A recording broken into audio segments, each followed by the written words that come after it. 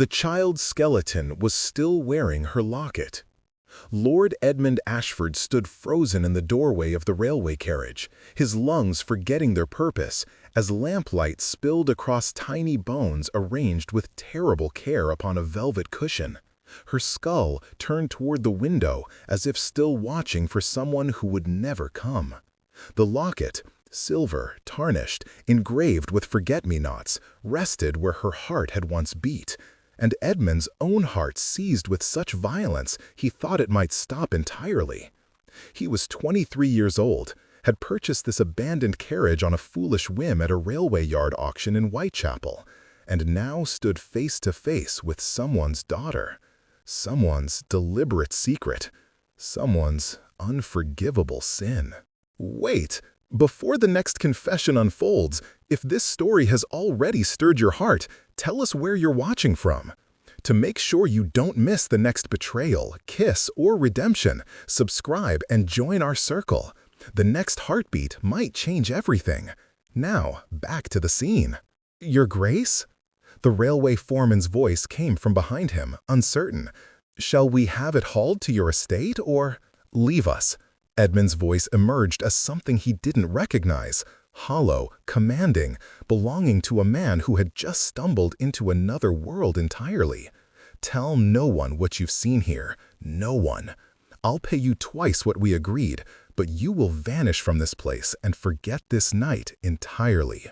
The foreman took the purse Edmund thrust backward without looking, his footsteps retreating with gratifying haste across the railway yard gravel.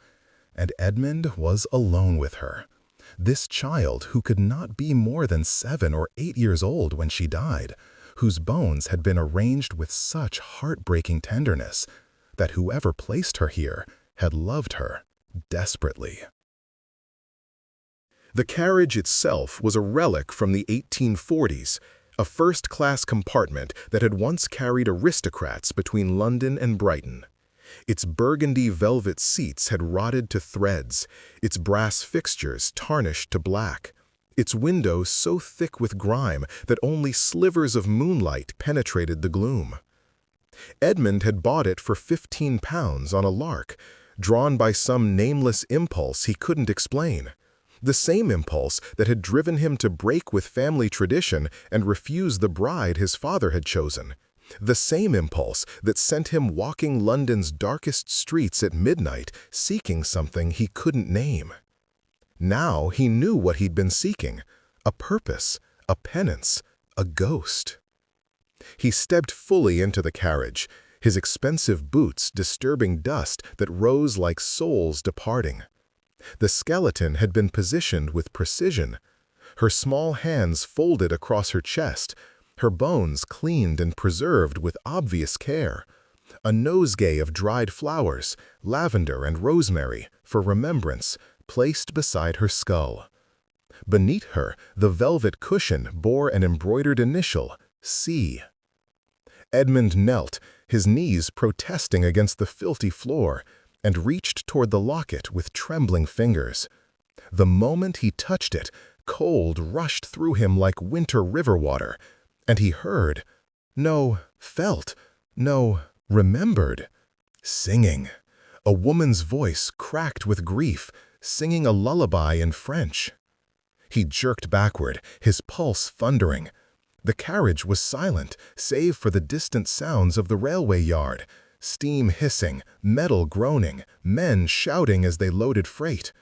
But the singing echoed in his bones, and when he looked at the skeleton again, he could almost see her, a child with dark curls and enormous eyes, laughing as she spun in a white dress, her mother watching with the desperate love of someone who knew time was running out.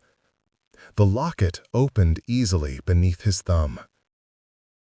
Inside, 2 portraits faced each other, a beautiful woman with haunted eyes and aristocratic features, and a little girl, the same child unmistakably, though rendered in life with rosy cheeks and that luminous smile. Beneath the portraits, an inscription in elegant script. Charlotte Amélie Beaumont, beloved beyond measure, 1839 to 1847. 8 years old. She had been 8 years old. Edmund's hands shook as he carefully returned the locket to its resting place. His mind raced through possibilities, each more terrible than the last. A child dead of illness, hidden away because her mother couldn't bear to bury her? A murder concealed? A tragedy so profound that someone had transformed this railway carriage into a mobile tomb? "I will find who did this to you," he whispered to the bones. "I will find who loved you enough to preserve you, and who failed you enough to hide you here. I swear it on my name, on my title, on whatever remains of my honor." The cold rushed through him again, and this time it felt almost like gratitude.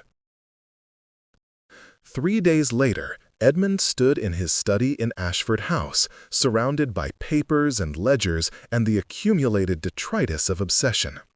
He had slept perhaps 6 hours total, had eaten only what his worried butler forced upon him, and had dedicated every waking moment to tracing the history of railway carriage number 847. The trail led him to a manufacturing company that had gone bankrupt in 1851, to auction records that showed the carriage changing hands 7 times, to a brief period when it had served as storage for a traveling theatrical company, and finally, to a name that made his blood run cold.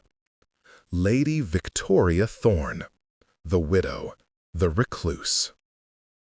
The woman London society whispered about in scandalized tones because she had vanished from public life 15 years ago and now lived alone in a crumbling estate on the edge of Hampstead Heath, refusing all visitors, all correspondence, all connection with the world she'd once graced. Edmund knew her story the way everyone knew it, the way gossip becomes history when repeated often enough. She had been a celebrated beauty, a French émigré who married the Earl of Thorne in 1838, despite being a Catholic and therefore scandalous. The Earl had died in 1850, leaving her with a modest fortune and a reputation in tatters because she refused to remarry, refused to leave her estate, refused to play by society's rules. But now Edmund saw a different story written in the dates. Charlotte Amélie Beaumont, dead in 1847. The Earl of Thorne, dead 1850. Lady Victoria Thorne, withdrawn from society immediately after. And a railway carriage purchased at auction in 1851 only to be abandoned in a railway yard 2 years later. A daughter. The child must have been Lady Victoria's daughter. Edmund's hands trembled as he poured himself brandy he didn't drink. The implications cascaded through his mind like falling dominoes. If Charlotte was Lady Victoria's daughter, why had she died with her mother's maiden name? Why had she been hidden in a railway carriage instead of buried in the family crypt? Why had no one in society ever mentioned the Earl and Countess of Thorne having a child? Unless the child had been born before the marriage, or conceived outside it, or, and this possibility made Edmund's stomach turn, unless she had been so ill, so disfigured by disease, that her parents had hidden her away from a society that would have branded her a curse, a punishment, a shameful secret to be concealed. He had to know. The compulsion burned in him like fever, like hunger, like the first sweet ache of falling in love. He had to understand why a mother would preserve her daughter's bones with such devotion and then abandon them to rot in a railway yard. He had to know what tragedy had unfolded in that carriage, what love had been strong enough to defy death and convention both. He had to meet Lady Victoria Thorne. The estate on Hampstead Heath looked like something from a Gothic novel, all crumbling stone and overgrown gardens, and windows dark as closed eyes. Edmund's carriage stopped before gates choked with ivy, and his driver turned with an expression of naked concern. "Your Grace, perhaps we should—" "Wait here," Edmund commanded, already stepping down into mud that sucked at his boots. If I'm not back in 2 hours, inform the police that I've been murdered by a madwoman." He meant it as a jest, but the driver's face suggested he didn't find it amusing. The gates weren't locked, merely stuck with disuse. Edmonds shoved them open with his shoulder, wincing as rusted metal shrieked protest. The drive beyond wound through gardens gone wild, roses erupting in thorny profusion, hedges grown into walls, statues weathered to anonymous shapes. A fountain stood dry and cracked, filled with last autumn's leaves. The house itself loomed ahead, gray stone darkened by weather and neglect, its windows empty of curtains or light or any suggestion of habitation. Edmund's knock on the front door echoed like a den shot. Silence. Then, distantly, footsteps. The woman who opened the door was not what he expected. He had imagined a crone, a witch, a harridan driven mad by isolation. Instead, he found himself facing a woman who might have been 40 or 60, her age impossible to determine beneath the weight of obvious suffering. She wore black, widow's weeds long out of fashion, and her hair, completely white despite the smoothness of her face, fell loose around her shoulders. Her eyes were the color of winter sky, pale and cold and infinitely deep. She looked at him for a long moment, her expression unchanging. Then, "You found her."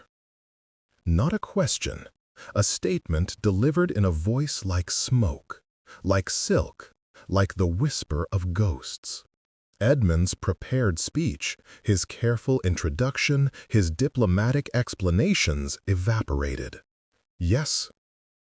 "Come in, then." Lady Victoria stepped back from the door. "We have much to discuss, you and I, and not much time left to discuss it." The interior of the house was a museum of grief. Dust lay thick on every surface, but beneath it, Edmund could see the evidence of former grandeur. French furniture, crystal chandeliers, oil paintings and gilded frames. The air smelled of lavender and decay. Lady Victoria led him through corridors lined with portraits, whose subjects watched with painted eyes, up a staircase where the runner had rotted to threads, and finally into a drawing room that faced the overgrown gardens. Here, at last, signs of actual life. A chair positioned by the window, a tea service recently used, and, covering every wall, every surface, every available space, sketches of a little girl, Charlotte, rendered in pencil and charcoal and watercolor, captured in 100 different moments, laughing, sleeping, playing, reading. Charlotte in a white dress spinning in a garden, Charlotte with flowers in her hair, Charlotte pressed against a window watching rain. Each sketch more heartbreaking than the last, because they were clearly drawn from memory, executed by a hand that grew less steady over the years, repeated obsessively, as if the artist feared forgetting a single detail of her subject's face. "Sit," Lady Victoria commanded, gesturing to the chair opposite hers. "You'll want answers. I'll give them to you, because you're the first person in 15 years who's had the courage to come here asking. The first person who cared enough about a child's bones to seek out her story." Edmund sat, his throat tight. "How did you know I found her?" "Because you're here." Lady Victoria's smile was terrible, an expression that had forgotten how smiles were meant to look. "And because I've been waiting, I knew someone would eventually. The universe doesn't let secrets rest forever." She moved to a cabinet and withdrew a bottle of amber liquid that might have been cognac or might have been poison. She poured 2 glasses with shaking hands, gave one to Edmund, and drank hers in a single swallow before refilling it. "Her name was Charlotte Amelia Beaumont," she began, "and she was my daughter. My only child. The only thing in this world I have ever loved without reservation or fear. Her voice remained steady, but tears began to slip down her cheeks, unacknowledged. She was born in 1839, 6 months after I arrived in England, fleeing the revolution in France. Her father was a musician, a violinist I loved with all the stupid passion of 18 years. He died before I knew I carried his child. Edmund listened without interrupting, his heart hammering. I was alone, Catholic, French, and pregnant in a country that despised all three. I should have died in a gutter. Instead, I met the Earl of Thorne at a concert where I was singing for coins. He was 30 years older than me, kind in his way, desperately lonely. He offered me marriage, sanctuary, respectability, safety for my child. She laughed bitterly. A fair trade, we both thought. We were both wrong. She poured herself a third glass, but this time didn't drink it, just held it, watching the liquid catch lamplight. Charlotte was born healthy, beautiful, perfect. For 8 years she was my sun and moon and stars. The Earl accepted her as his own, gave her his name legally, though everyone whispered she was too dark, too delicate, too French to be his blood. We bore it because we had each other. We were happy, Your Grace. Against all odds and expectations, we were genuinely happy. Her voice broke on the last word. And then she got sick. Scarlet fever, the doctor said. It swept through the servants' quarters and reached her before we could protect her. For 3 weeks she burned with fever. For 3 weeks I sat beside her bed and prayed to a God I wasn't sure existed, begging him to take me instead. For 3 weeks she grew smaller and smaller, her beautiful dark eyes growing enormous in her wasting face. Lady Victoria finally drank the third glass, then set it down with trembling fingers. She died on a Tuesday morning in April. I was holding her hand, singing the lullaby my mother had sung to me. She looked at me and said, "Maman, don't be sad. I'll wait for you." Then she closed her eyes and simply stopped. The silence that followed was vast and terrible. The Earl wanted to bury her in the family crypt, Lady Victoria continued, her voice now completely flat. With his ancestors, with the line of thorns stretching back 300 years. But I couldn't bear it, Your Grace.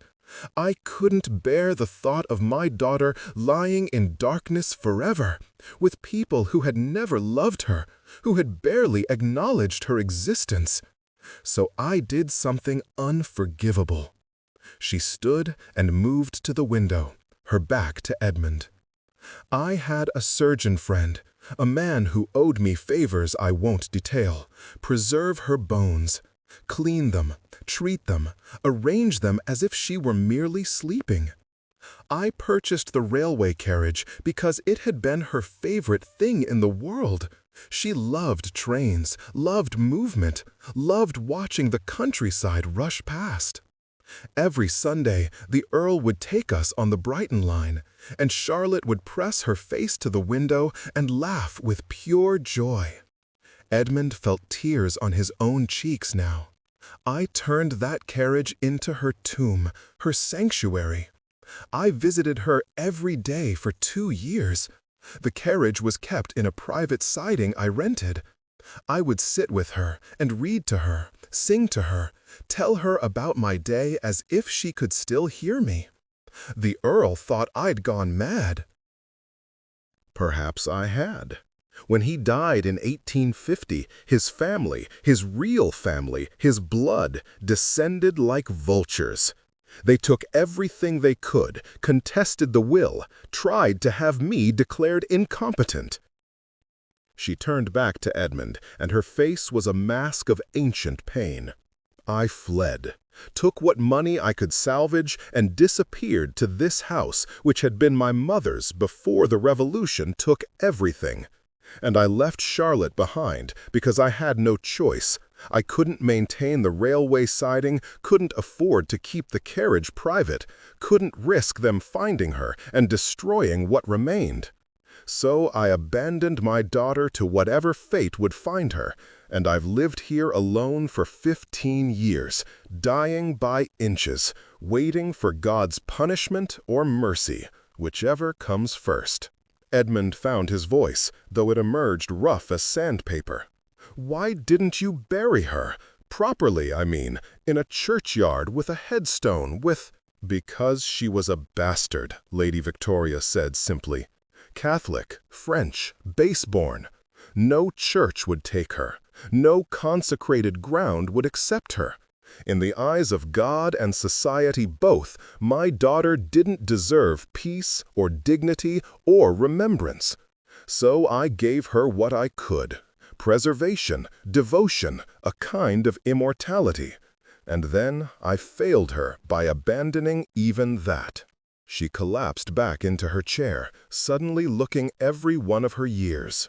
So now you know, Your Grace, the terrible truth of the mad woman on Hampstead Heath, the woman who loved her daughter so much she couldn't let her go, and then loved her so little she left her to rot in a railway yard. Her laugh was ashes. What will you do with this knowledge? Report me to the authorities? Write about me in the papers? Add my story to London's catalogue of scandals? Edmund stood, moved without thinking, and knelt before her chair as he had knelt before Charlotte's bones. He took Lady Victoria's cold hands in his warm ones. "I will give her the burial she deserves," he said. "On my family's estate, in the private chapel where no one can question or deny her, I will commission a monument worthy of her memory. And I will tell anyone who asks that Charlotte Amelia Beaumont was a child beloved, mourned, and remembered, which is more than most of us can hope for." Lady Victoria stared at him as if he'd spoken in an unknown language. "Why?"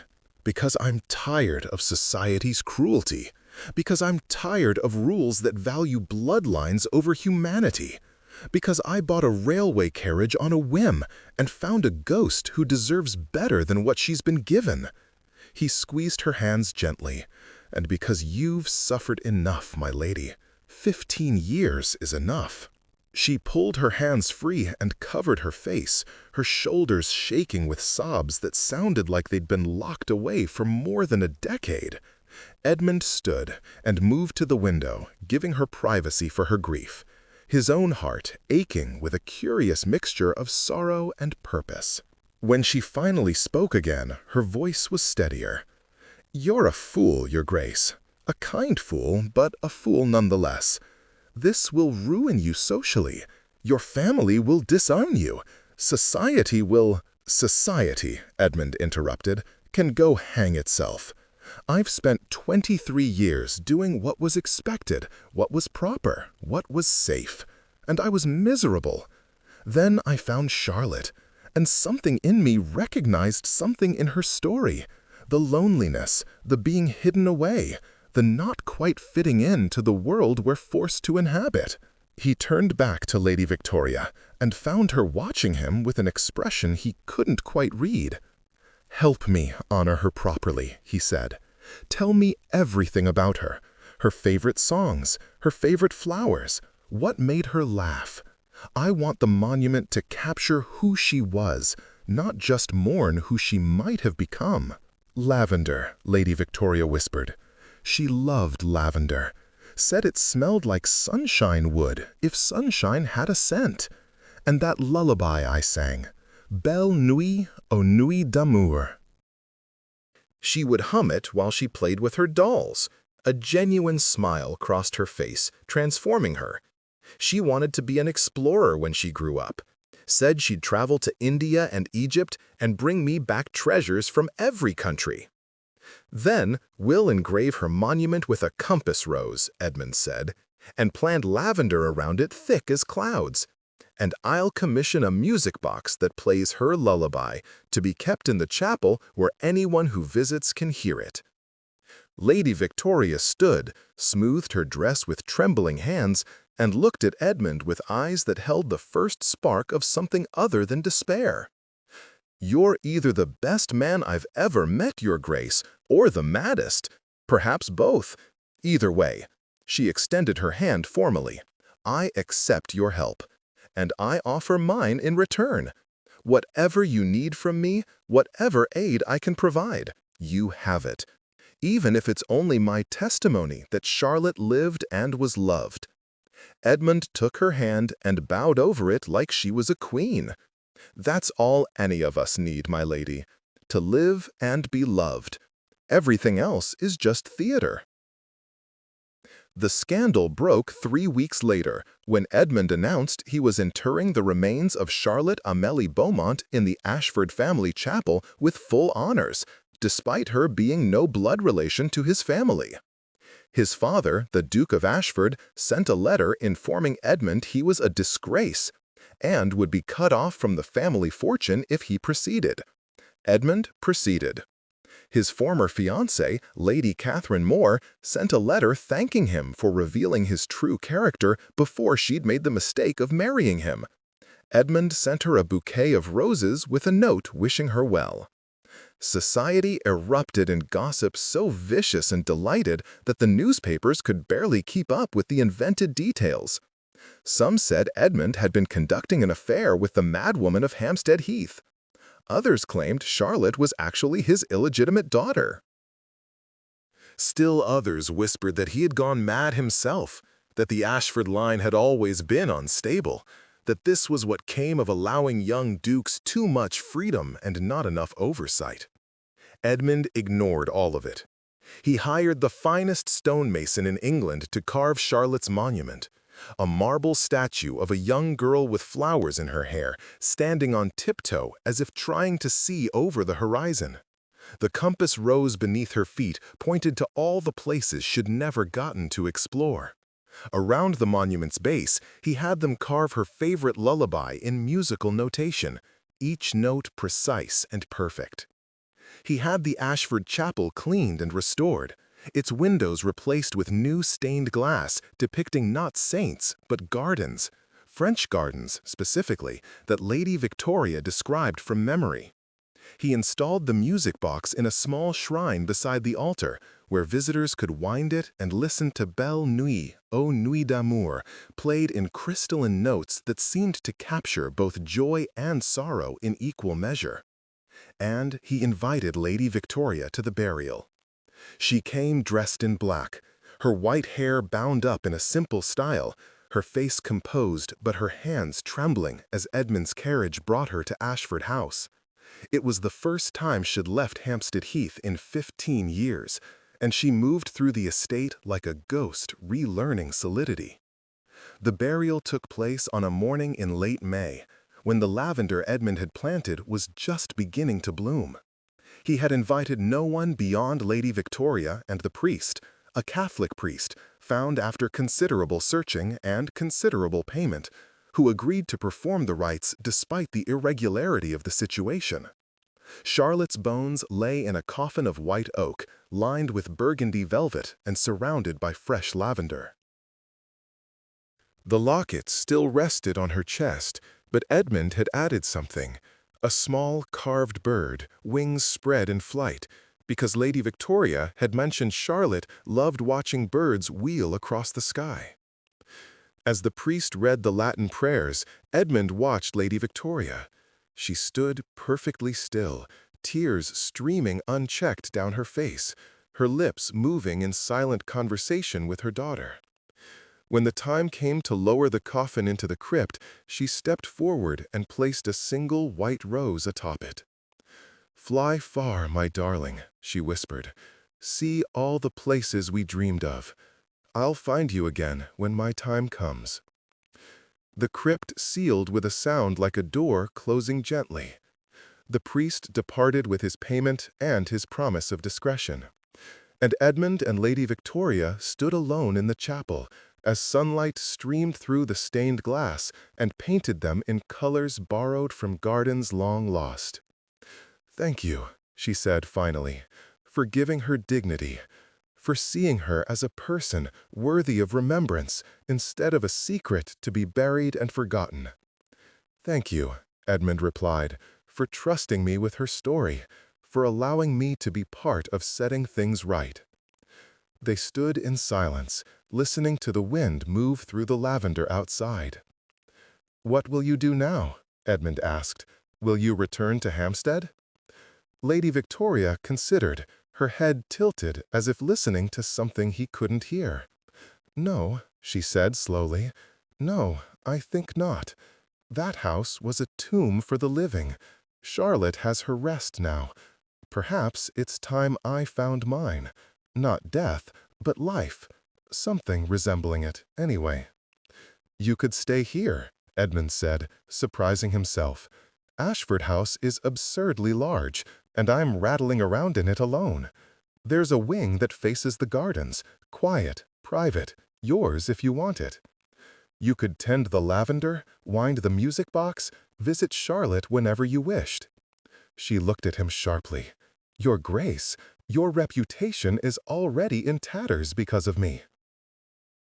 "If I moved into your house, society would—" "Society can rot," Edmund said pleasantly. "I'm quite done caring what society thinks. I'm asking because I find your company comfortable, because I think Charlotte would want her mother cared for, and because this house could use someone who understands grief and survival both. You barely know me. I know enough. I know you loved your daughter beyond reason and sanity both. I know you've endured 15 years of isolation without breaking entirely. I know you're brave enough to walk back into a world that tried to destroy you." He smiled. "That's more than I know about most of my family." Lady Victoria laughed, a real laugh, rusty from disuse, but genuine. "You are mad, absolutely mad." "Quite possibly," Edmund agreed. "Is that a yes?"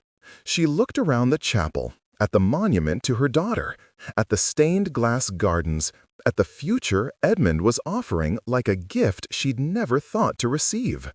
"Yes," she said, "God help us both, yes." Society never quite recovered from the scandal of the Duke of Ashford housing the madwoman of Hampstead Heath. The gossip persisted for years, evolving into legend, becoming the sort of story people told at dinner parties when they wanted to prove London's aristocracy had truly gone to seed. Edmund and Lady Victoria ignored it with the ease of people who had survived worse things than whispered judgments. She took the east wing of Ashford House and slowly transformed it from dusty neglect into something beautiful, filled with flowers and music and the kind of quiet peace that comes only after surviving storms. She visited Charlotte's monument every morning, tending the lavender that grew wild and fragrant around the marble. She began sketching again, but this time not obsessively, instead capturing the gardens, the birds, the way light fell through windows at different times of day. Edmund found in her an unexpected friend. They took tea together in the afternoons, discussing books and politics and the fundamental absurdity of social conventions. She taught him French and the history of her family's lost estates. He taught her to laugh again, to trust that joy wasn't a betrayal of grief. Sometimes, late at night, they would sit in the chapel and listen to the music box play Charlotte's lullaby. Neither spoke during these moments. Some things required only silence and companionship. 3 years after Charlotte's burial, Edmund received a letter from his father informing him that he was being formally reinstated in the family, the Duke having decided that Edmund's charitable work with orphanages and foundling hospitals had partially redeemed his earlier madness. Edmund burned the letter without responding. 5 years after Charlotte's burial, Lady Victoria published a book of her sketches, accompanied by poems she'd written about loss and survival. It sold modestly, but was praised by critics for its raw honesty. She donated all proceeds to schools for children of unwed mothers. 7 years after Charlotte's burial, Edmund found himself sitting in the chapel on the anniversary of her death, winding the music box and thinking about the strange path that had led him here, from a foolish purchase of a railway carriage to this life he'd never planned but couldn't imagine abandoning.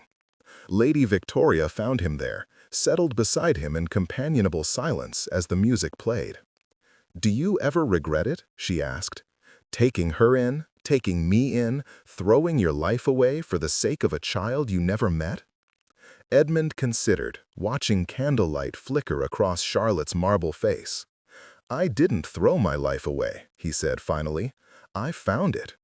Everything before was just waiting, for purpose, for meaning, for something worth caring about more than propriety." "She would have liked you," Lady Victoria said softly. "Charlotte. She had no patience for rules either. Would have grown up to be a terror to society if she'd been given the chance." "Good," Edmund said. "The world needs more terrors to society. Might shake us into being better."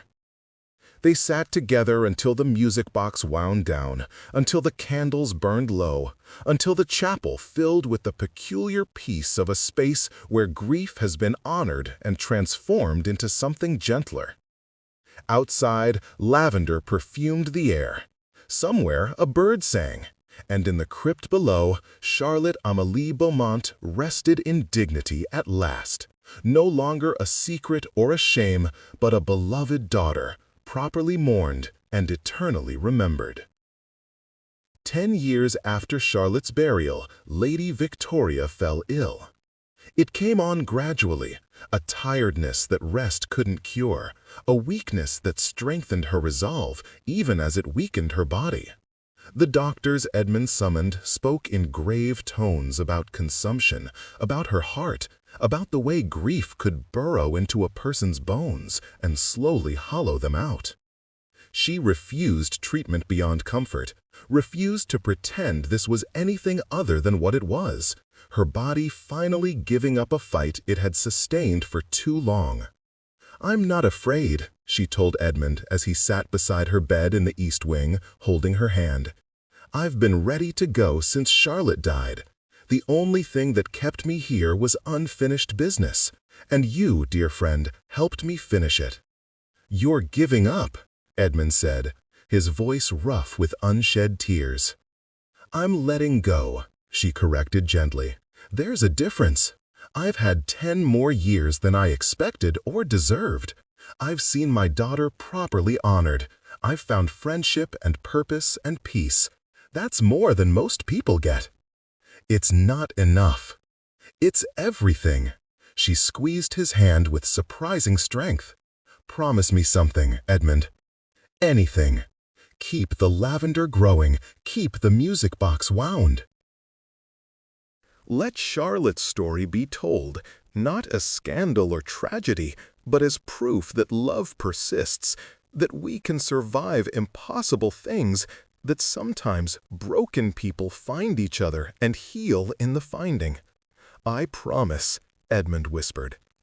"And you," she continued, her eyes fierce despite their dimming, "you stop hiding behind my grief. Find someone to love, Edmund. Build a family if you want one. Let yourself be happy without guilt. I am happy. You're content. It's not the same thing." She smiled, that expression finally soft and natural after years of practice. "I suspect Charlotte sent you to save me. Now I'm sending you to save yourself. Fair trade, don't you think?"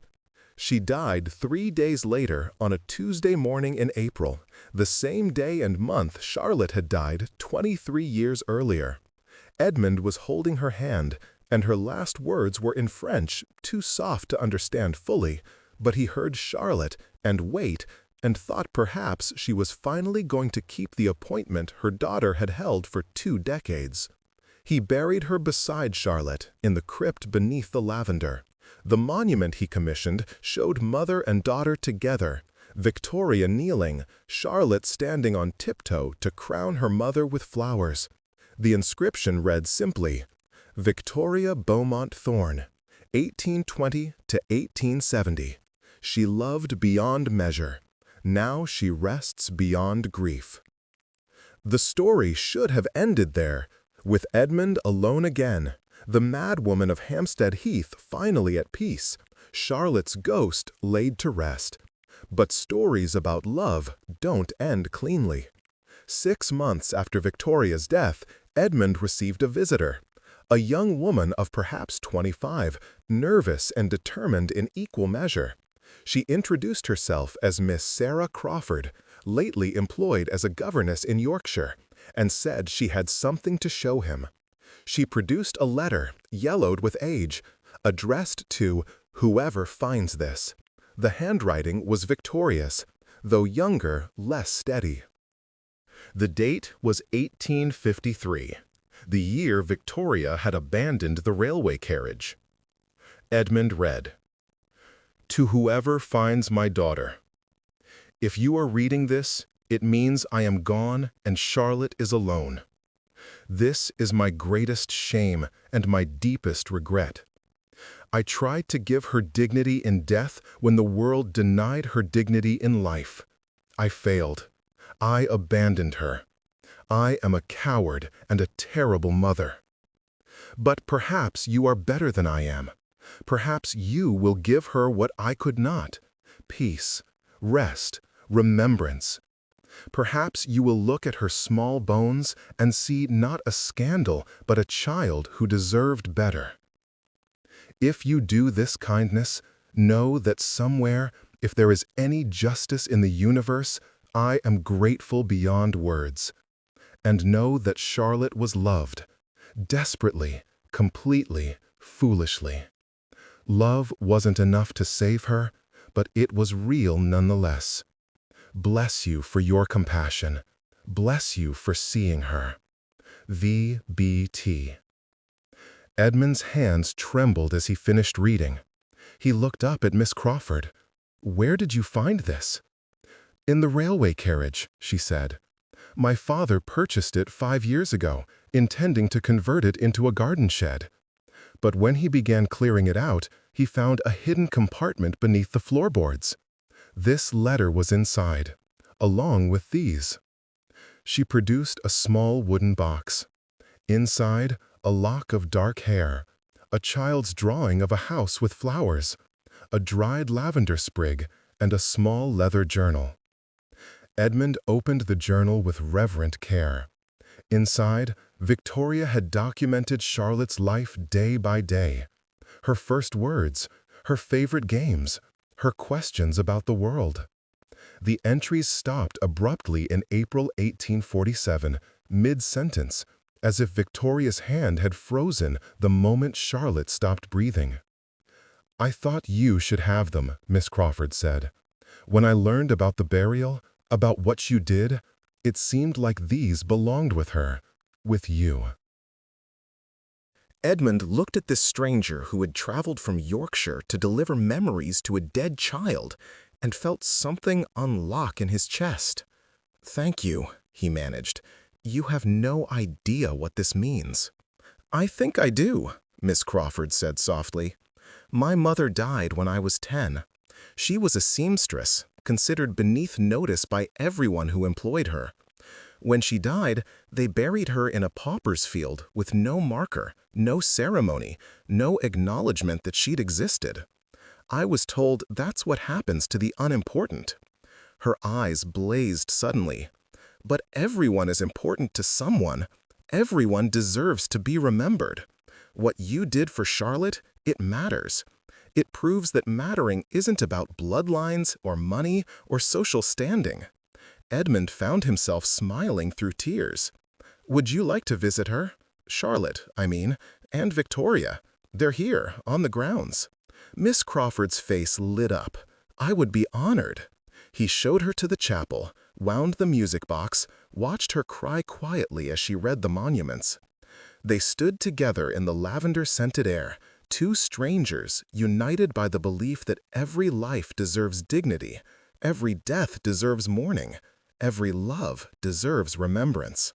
Your mother, Edmund said impulsively. What was her name? Elizabeth Crawford. Why? Because I'd like to commission a memorial for her. Nothing grand, a plaque perhaps, in the chapel, so she's remembered too. Miss Crawford stared at him. Your Grace, you can't possibly. I absolutely can, and I absolutely will, he smiled. Victoria taught me that we honor the dead best by refusing to let them be forgotten. Your mother sowed beauty into the world. That deserves acknowledgement. She wept openly then, and Edmund let her, understanding that some tears were relief rather than sorrow. The relief of being seen, of being heard, of discovering that compassion still existed in a world that often seemed determined to stamp it out. Miss Sarah Crawford became a frequent visitor to Ashford House. She and Edmund formed an unlikely friendship built on shared conviction that society's rules were arbitrary cruelty disguised as tradition. She challenged him intellectually in ways he'd never experienced, arguing about philosophy and literature and social reform with the passion of someone who'd seen injustice firsthand. He found himself looking forward to her visits, to the way she made him laugh, to her absolute refusal to treat his title as anything more than an accident of birth. 2 years after their first meeting, Edmund realized he'd fallen in love. It was a quiet realization, arrived at while watching Sarah tend the lavender around Charlotte's monument, humming Belle Nuit aux Nuits d'amour in a voice that wasn't particularly good but was undeniably sincere. He thought, I want to hear that voice every day for the rest of my life. The courtship was unconventional, conducted primarily in a chapel devoted to dead women, argued over theories of social justice and the rights of the poor, sealed with long conversations about loss and survival and the courage required to build something new from broken pieces. When Edmund proposed, he did it beside Charlotte's monument on a spring morning thick with lavender perfume. I love you, he said simply. I love your mind and your passion and your absolute conviction that the world can be better if we're brave enough to demand it. I love that you traveled to Yorkshire to return memories to a dead child you never met. I love that you see people, really see them, instead of just their utility or their position. Will you marry me, knowing that it means linking yourself to a duke society considers mad and a household that includes ghosts? Sarah laughed, that bright sound that had become his favorite music. I'd be honored to marry you, knowing that it means linking myself to a man who sees children as human beings, worthy of dignity, and a household that refuses to forget those the world tried to erase. They married in the chapel, surrounded by lavender and music boxes, and the monuments to Charlotte and Victoria. The guest list was small. Friends Edmund had made through his charity work, women Sarah had met through her governess positions, people who understood that love and family took infinite forms, and none of them required society's approval. Edmund's father sent no response to the wedding invitation. His former fiancée sent a gift, a cutting from her rose garden, with a note saying she was glad he'd found someone who suited him better. Society whispered, of course, about the duke who married a governess in a chapel devoted to bastards and madwomen. Neither Edmund nor Sarah cared. They built a life together that honored the dead by serving the living.